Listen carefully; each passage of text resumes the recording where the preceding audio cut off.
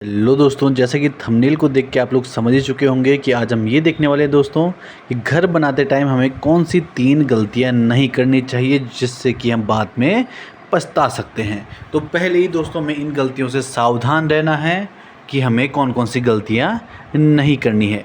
तो सबसे पहले बात करेंगे दोस्तों हम अपनी फर्स्ट मिस्टेक की।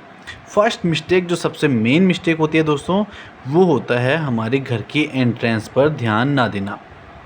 जब भी हम यहाँ पर मेन गेट बनाएंगे तो इस बात का विशेष ध्यान रखेंगे कि मेन गेट का जो साइज़ है, अगर हम 4 व्हीलर की पार्किंग बना रहे हैं तो ये 10 फीट से ज़्यादा ही रहे। 10 फीट से कम हम मेन गेट का साइज नहीं रखेंगे।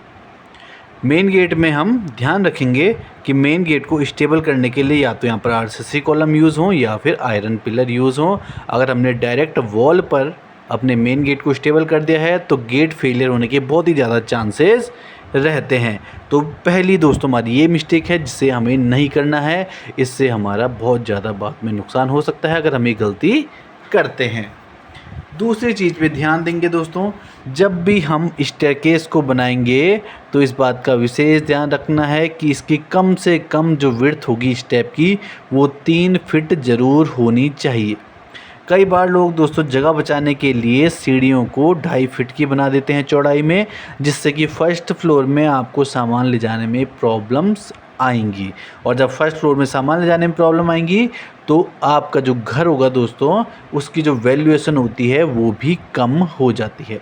तो हमारी छोटी सी गलती की वजह से हमें कई लाखों रुपए का नुकसान हो जाता है। तो इस बात को हमेशा हमें याद रखना है, ये गलती हमें नहीं करनी है। ट्रेड का साइज़ कम से कम 10 इंच और राइज़र हम 6 to 7 इंच का रखेंगे। तीसरी और बहुत बड़ी मिस्टेक होती है, उसे जान लेते हैं।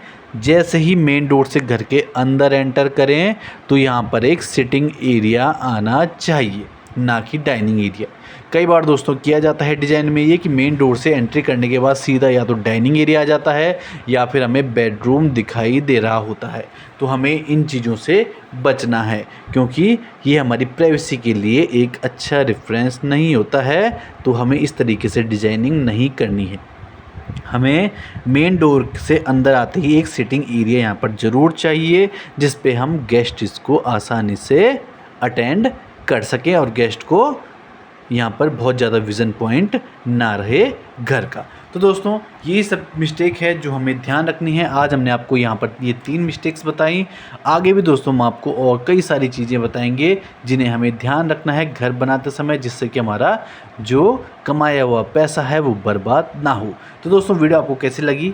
वीडियो को लाइक कीजिए, चैनल को सब्सक्राइब कीजिए और कमेंट में दोस्तों हाउस प्लान लिखिए अगर आपको भी अपना हाउस प्लान डिज़ाइन करवाना है, या फिर आप मुझे इस नंबर पर भी कांटेक्ट कर सकते हैं। मिलते हैं नेक्स्ट वीडियो में। धन्यवाद।